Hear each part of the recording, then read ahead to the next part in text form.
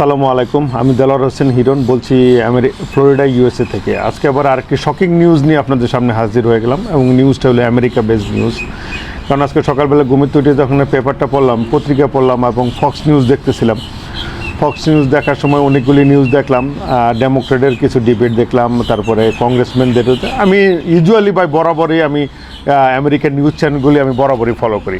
তাছাড়া ওই নিউজগুলি ফলো করতেছিলাম, তো ফলো করার পরে দেখার পরে কয়েকটা নিউজ ছিল, সেই ব্যাপারটাও আজকে কথা বলবো। এবং তারপরে আরেকটা শকিং নিউজটা যেটা পাইছিলাম, যেটা অনেক দিন ধরে আমি আজকে দীর্ঘ 2 সপ্তাহ ধরে কিন্তু কানাঘুষা শুনতেছিলাম এবং সবাই বলাবলি করতেছিল যে কোনো মুহূর্তে এরকম বাংলাদেশিদের জন্য এরকম একটা দুঃসংবাদ আসতে পারে। তাই দুঃসংবাদ সকালবেলা ঘুমে তুলে সমস্ত এটা কিন্তু ফক্স নিউজ সহ সমস্ত বাংলাদেশের যত জাতীয় পত্রিকা আছে সব নিউজের কিন্তু হেডলাইন্স। আবার অনেকে আমি ভিডিও করলে অনেকে আবার মন্তব্য করেন যে এর অথেন্টিকতা কোথায়। অথেন্টিক নিউজ লিঙ্ক আমার কাছে নাই, আমার কাছে সঠিক যেটা আছে বাংলাদেশের সমস্ত নিউজ পোর্টালে আছে, প্লাস আমি ফক্স নিউজ থেকে এটা শুনছি। আচ্ছা যাই হোক, আর ভিডিও শুরু করার আগে এই নিয়ে কয়টা কথা বলবো আজকে।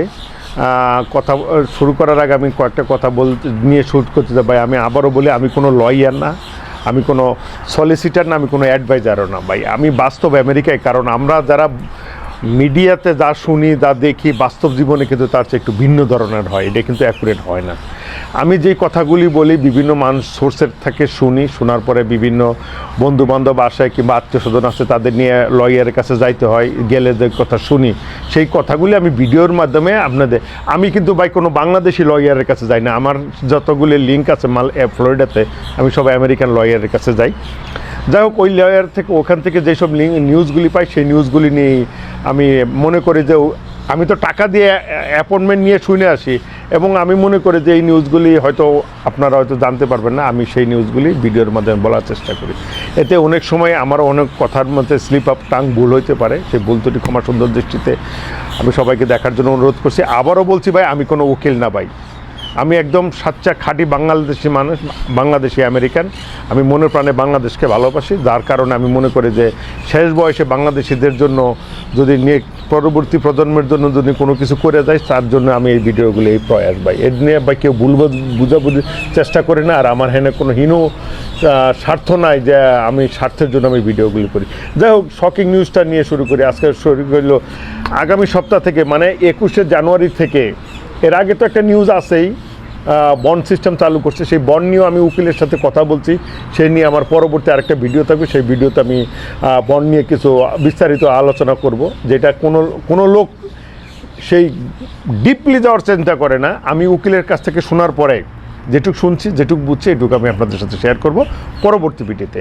তা আজকের যে ভিডিওটি হলো 21 তারিখ থেকে বাংলাদেশিদের সমস্ত ইমিগ্রেন্ট ভিসার সিস্টেম বন্ধ করে দিছে।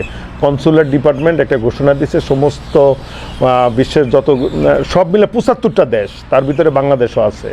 এবং শুধু বাংলাদেশ না এই জায়গায় ধনী রাষ্ট্রও আছে, কুয়েতের মতো দেশও কিন্তু এই তালিকায় পড়ছে। রাশিয়া আছে, উজবেকিস্তান, কাজাকিস্তান, অনেকগুলি মুসলিম কান্ট্রি আছে, থাইল্যান্ড আছে, কম্বোডিয়া আছে, লাওস আছে। যাই হোক, সেই 75টা দেশের নাম আমার যারা দেখতে চান যে একজাক্টলি সেই 75টা দেশের নামের লিস্ট আমার ভিডিও ডেসক্রিপশনে থাকবেন, তারা দেখে নেবেন। এখন আমি কয়েকটা কথা বলতে চাই আজকে কী জন্য এই জিনিসটা হইলো কারণ আমরা বাংলাদেশিরা অনেক দিন ধরে, অনেক আগের থেকে কিন্তু ডিবি লটারি কিন্তু বন্ধ হয়ে গেছে। বাঙালিরা কিন্তু অ্যালাউ না, কারণ ওটা নির্ভর করে কি পরিমাণ ইমিগ্র্যান্ট ভিসা বছরে একটা দেশ থেকে আসে, ইমিগ্র্যান্ট হয়ে আসে, ওইটার উপরে নির্ভর করে ওরা ডিবিতে নেয়। যেহেতু বাংলাদেশে অধিক সংখ্যক ইমিগ্র্যান্ট ভিসা নিয়ে আমেরিকায় আসে, তার জন্য আমরা আর কোয়ালিফাইড না ডিবি ওয়ানের জন্য, ডিবি লটারির জন্য। যাই হোক, সেই গেল। কিন্তু বেশ কিছুদিন ধরে গত সপ্তাহে ডিসেম্বরের লাস্ট উইকের দিকে প্রেসিডেন্ট ডোনাল্ড ট্রাম্প একটা কথা বলছে, এটা একটা শকিং নিউজ হয়েছে যে বাংলাদেশি ফ্যামিলিরা এখানে আসে 54% ফ্যামিলি, 100 জনের ভিতরে 54 জন ফ্যামিলি বিভিন্নভাবে আমেরিকার সুযোগ সুবিধা গ্রহণ করে। যে সরকারি সুযোগ সুবিধা বলতে ফুড স্ট্যাম্প খাওয়ার একটা সুযোগ সুবিধা আছে, বুড়া বাপ মা থাকলে বাপ মার হেলথ গিভিং কেয়ারের একটা সিস্টেম আছে, ওগুলো পালন করার জন্য যে গভর্নমেন্ট থেকে যে সুযোগ সুবিধা পাওয়া যায়, মেডিকেল সিস্টেম দিয়ে, মেডিকেয়ার দেওয়া, বিভিন্ন ওয়েতে, সবগুলি ওয়ে তো আর আমার জানা নাই, যেহেতু আমি সবগুলো ইউজও করি না, আর ওই ব্যাপারে আমার কোনো আইডিয়াও নাই। তা আমি যতটুকু জানি যে অনেকগুলি সুযোগ সুবিধা আছে যেগুলি বাংলাদেশি ফ্যামিলিরা ইউজ করে। বুড়া বাপ মারে। এখন কত হয়েছে ভাই, আমার দুঃখটা এই জায়গায় ভাই, অনেক ফ্যামিলি আছে যারা ঘটা করে বাপ মা শ্বশুর শাশুড়ি সব আমেরিকা আনেন। এখন কি বোঝা যেতেছে, এই পরিসংখ্যানে বোঝা যায় ভাই আপনারা বাপ মা ভাই বোনের বাপ মারে আনছেন কি ভাই সেবা করার জন্য আনছেন, না বাপ মারে উসিলা করে পয়সা কামানোর জন্য আনছেন? এই পয়সা কামাইতে গিয়ে পরবর্তী প্রজন্মের জন্য বিশাল একটা সিস্টেম আপনারা ব্রেক করে থুয়ে গেলেন। মানে পরবর্তী প্রজন্মের যে বাংলা আমেরিকা আসার যে একটা সিস্টেম ছিল সেই সিস্টেমটারে ধ্বংস করে দিলেন ভাই। মানে মানে এখন মনে হইতেছে ভাই বাপ মারে আনলে কালকে একজনে ফোন দিয়ে করলো ভাই বাপ মা থাকলে ভাই এক একজনের $3-4,000 করে পাওয়া যায়। তার মানে যদি বাবা মা দুইজন থাকে মিনিমাম 5,000 থেকে 6,000 কিংবা $8,000। শ্বশুর শাশুড়ি ভাই ঘটা করে কি সুন্দর নিয়ে আসেন, এই জায়গায় আনেন। আমিও তো জানি যে নিউ ইয়র্কে যারা থাকেন বাপ মারা যারা নিয়ে আসেন, স্পেশালি নিউ ইয়র্কের, আমি যেহেতু নিউ ইয়র্কের কমিউনিটির সাথে জড়িত এই জন্য আমি নিউ ইয়র্কের উদাহরণ দিচ্ছি। এটা কিন্তু আমেরিকার প্রত্যেকটা কোনায় কোনায় আছে, সব দেশে আমেরিকার প্রত্যেকটা স্টেটে বাঙালিরা আছেন, অনেকে বাপ মেয়ে থাকে। এখন ভাই আমার শুধু একটাই প্রশ্ন, ছেলে হিসাবে বাপ মার দায়িত্ব, সেবা করার দায়িত্ব তো আমাদের ভাই। সেই বাপ মারে আইনে আমেরিকা আইনে বাপ মার উসিলে করে যে টাকা কামাইতেছেন ভাই, টাকা কামানোর ইচ্ছা করে উসিলায় এই যে আমাদের যে পরবর্তী এই যে আজকে যে জিনিসটা বন্ধ করে দিল, ইমিগ্রেন্ট ভিসার সিস্টেমটা টোটালি বন্ধ করে দিল। এটা কবে চালু হবে বলছে, পরবর্তী নির্দেশ না দেওয়া পর্যন্ত হবে। তার মানে আবার স্টেট ডিপার্টমেন্ট যখন নাকি বুঝবে যে এই ইমিগ্রেন্টরা এই দেশের জন্য আমেরিকার জন্য বোঝা না, ওরা যখন আবার স্টেটমেন্ট দিবে তখন আবার এটা চালু হবে।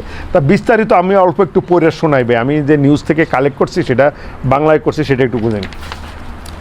যা আগামী সপ্তাহ থেকে বাংলাদেশ সহ 75টা দেশের জন্য মার্কিন ভিসার কার্যক্রম বন্ধ।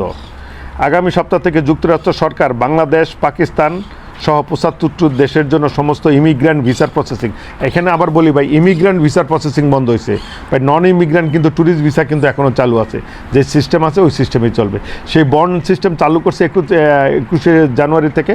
সেটা নিয়ে আমার কিছু কথা ছিল, যেই কথাগুলো আমি উকিলের কাছ থেকে জানিয়ে আসি, সেটাও আমি ভিডিওর মাধ্যমে আমি শেয়ার করবো। হয়তো ভাই ভুল হতে ভাই, এটা নিয়ে ভাই তর্ক করার কিছু নয় ভাই, আমি যে সব জানতে সমস্যা তা না, আমি আমার কথা আমি বললাম, তারপরে আপনারা পারলে ক্রস চেক করে নেন। এই জায়গায় ভাই আমি একজন কাজ করে এই ইনফরমেশনটুকু তো কেউ দিতে চায় না ভাই, আমি তো তাও তো দেই। আর যে উকিলের কাছে কথাগুলি বলছি, উকিলটা তো ভাই মানে ওনার ব্যবসার জন্য ভাই করে, আমি তো ভাই কোনো ব্যবসার জন্য ভাই এই ভিডিওগুলি করি না। আমার ভিডিওগুলি শুধু সচেতন করার জন্য। যদি মনে করেন কাজে লাগলো ঠিক আছে, মনে করেন হ্যাঁ আমি ভুল থাকলে আমাকে বলেন যে ভাই আপনার এই কথাগুলি ভুল হয়েছে, এইভাবে ঠিক না ভাই, সেটা মানে। কিন্তু এই যে উকিল না, আপনি উকিলে কিছু করেন বাটপার, কত কথাই শুনতেছি ভাই। আচ্ছা ঠিক আছে ভাই, এটা জানি উপকার করতে গেলে কিছু হবে, যেহেতু আমি নিঃস্বার্থ উপকার করি আমার কিছু কথা শুনতে হবে। যাই হোক, এখানে বলি ইমিগ্রেন্ট ভিসা, আবারও বলি এগুলো ইমিগ্রেন্ট ভিসার কথা আমি বলতেছি, নন ইমিগ্রেন্ট ভিসার কথা কিন্তু আমি বলতেছি না। তালিকায় আরও রয়েছে Pakistan, Iran, Afghanistan, Kuwait, Somalia, Russia, Thailand, Nigeria, Yemen, Iraq, Brazil সহ অনেক দেশ। মার্কিন, এখানে মূল কথাটা বলি, মার্কিন স্টেট ডিপার্টমেন্টের বরাত দিয়ে ফক্স নিউজ জানায় আগামী 21শে জানুয়ারি থেকে এই স্থগিতাদেশ কার্যকর হবে এবং পুনঃমূল্যায়ন না হওয়া পর্যন্ত অনির্দিষ্টকাল চলবে। স্টেট ডিপার্টমেন্টের কনসুলার অফিসারদের এই নির্দেশ দিয়েছে বলে ফক্স নিউজের প্রতিবেদনকে উল্লেখ করা হয়েছে। তার মানে আবার বললাম যে ওই কথাটাই বললাম যে পাবলিক যতক্ষণ পর্যন্ত আবার এটা পুনর্মূল্যায়ন না হবে, বাংলাদেশি কমিউনিটি নিয়ে আমেরিকায় আমরা কী পরিমাণ সুযোগ সুবিধা, যদি এটাকে সবাই বন্ধ করে দেয়, মনে করেন যারাই সুযোগ সুবিধা নিছেন, দরকার না নিছেন আর্থিক লাভের জন্য, তারা যদি এটা বন্ধ করে দেয় তাহলে এটা আবার পুনরায় চালু হবে। এটা সম্পূর্ণ ডিপেন্ড করতেছে আমরা যেসব কমিউনিটি, বাংলাদেশি কমিউনিটি আমেরিকায় আছে, তারা যদি এই সুযোগ সুবিধা বন্ধ করে দেয়। হ্যাঁ ভাই, যদি আপনার দরকার পড়ে অবশ্যই আপনি নেবেন, সরকারের সুযোগ সুবিধা নেবেন। আপনার দরকার না, আপনার lakh lakh dollar, million million ডলারের মালিক আপনি কী জন্য ভাই ইবিটি নিতে হবে, কী জন্য ভাই আপনার বাপ মারে ভাই সরকারি সাহায্য সহযোগিতা দিতে হবে, মানে হেলথ সুবিধা দিতে হবে, আপনার ইন্স্যুরেন্স কিনেন ভাই, আপনার তো সক্ষমতা দিছে। হ্যাঁ, অনেকে সক্ষমতা নাই, তারা যদি করে এটা মনের মানা যায়, কিন্তু যারা অনেকে ব্যবসার খাতিরে, পয়সার খাতিরে এই কাজটা করেন, তাদের কাছে আমার বিনীত অনুরোধ থাকবে ভাই আপনারা এটা বন্ধ করেন। কারণ আমরা যদি এটা বন্ধ না করি, এটা যদি কমে না করি, পরবর্তী প্রজন্ম কিন্তু আর ইমিগ্রেন্ট ভিসা হবে না। তার মানে যারা ভাই বোনের জন্য, ছেলে মেয়ে, বউ ছেলে মেয়ের জন্য অ্যাপ্লাই করছেন, তাদের রাস্তাটা টোটাল বন্ধ হয়ে গেল। তেমন আমিও তো বিপদে পড়ছি, কারণ আমার মেয়ে, ও হলো ডাক্তার, ও হাজব্যান্ডের জন্য অ্যাপ্লাই করছে, ওর হাজব্যান্ডও ডাক্তার, তারা তো আমেরিকা এসে বোঝা হবে না, এখন তাদের রাস্তাটা বন্ধ হয়ে গেল ভাই। বুঝতে পারছি ভাই কী ক্ষতিটা করলেন আপনি। আমার মেয়ে হলো আমেরিকার ডাক্তার, হাজব্যান্ড হলো ডার্মাটোলজিস্ট, সে আসবে আমেরিকা আসবে, সেও তো ডাক্তার, তারা তো আমেরিকার বোঝা হবে না ভাই, কিন্তু তাদের রাস্তাটা তো একজনের জন্য সব বন্ধ হয়ে গেল, মানে কয়েকটা লোকের জন্য সব বন্ধ হয়ে গেল ভাই। আপনি নেন, আমি 100বার বলবো ভাই, আপনার সুযোগ সুবিধা আপনার প্রয়োজন পড়লে অবশ্যই আপনি নেবেন, কিন্তু ভাই বিনা ওই যে পয়সা নিয়ে আপনারা অনেকে, কালকে একজনে বললো ভাই মার্সিডিস গাড়ি নিয়ে ঘুরে নিউ ইয়র্কে ইবিটি আর হইলো ফুড স্ট্যাম্পের ব্যবসা, ফুড স্ট্যাম্প খায় আর মার্সিডিস গাড়ি নিয়ে ঘুরে ভাই, তাদের জন্য তো ভাই এটা ঠিক না ভাই, আপনার এই কাজটা তো ঠিক করে না ভাই। আমি আবারও বলি ভাই, যার দরকার সে নেবেন। যাই হোক, এখন সম্পূর্ণ জিনিসটা আমি যেটুক নিউজটা পড়ে বুঝলাম সম্পূর্ণ ডিপেন্ড করতেছে আপনার আর আমার যারা আমেরিকায় আছি তাদের কার্যকলাপের উপরে। যারা দরকার না তারা যদি কালকে থেকে কয় দেয় না ভাই আমি আর নেবো না ভাই, আমি বন্ধ করে দেবো, বাস শেষ, এক ফোন কলেই বন্ধ হয়ে যাবে, বাস শেষ, ইউ গুড টু গো। এবং এমন কি বলছে তারা এগুলো আবার এগুলো জাস্টিফাই করবে, যাদের দরকার না এরা যাচাই বাছাই করবে, যদি হয় তাহলে ভিসা ক্যান্সেলও করে দিব।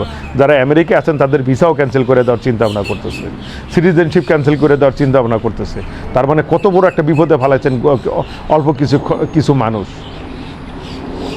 যাই হোক, এখানে শুধু আমি বাংলাদেশের কথা বলবো না, আরও উন্নত দেশের লোক আছে, যেমন রাশিয়া, কুয়েতের মতো দেশের লোক যদি নাকি এই আওতায় পড়ে, এটা কি সেম না? এটা ভাই সেম ভাই। কুয়েতের মতো একটা ধনী দেশের লোকজন আইসে যদি এই দেশে আমেরিকার মানে সাহায্য সহযোগিতা নেয়, সরকারি সুযোগ সুবিধা নেয়, এটা ভাই সেম ভাই। কুয়েত, রাশিয়া আছে, থাইল্যান্ড আছে, নাইজেরিয়া, ইয়েমেন, ইরাক, ব্রাজিলের মতো দেশের লোকজন এই জায়গায় শেষ না ভাই। কাজ করলে এই দেশে পয়সার অভাব নাই, কিন্তু যারা কাজ করে তারা তো নেয় না সুবিধা হলেও, কারণ তারাও বেশিরভাগ লোকজনের বাপ মা আইনা ব্যবসা বাণিজ্য করা, বাপ মা শ্বশুর শাশুড়ি আইনা ব্যবসা করা, এটা আমাদের বাংলাদেশি, পাকিস্তান, ইন্ডিয়ার কমিউনিটিতে আছে ভাই, অন্য কমিউনিটিতে কিন্তু এটা নাই ভাই। তা অতএব আমি সবাইকে বলবো, যাই হোক, স্টেট ডিপার্টমেন্টের মুখপাত্র টমি পিকগড বলেছেন, আমরা দীর্ঘদিনের অভিজ্ঞতা ব্যবহার করে দেখব কোনো বিদেশি নাগরিক মার্কিন সমাজে অতিরিক্ত সাহায্যের উপরে নির্ভর হতে পারবেন কিনা।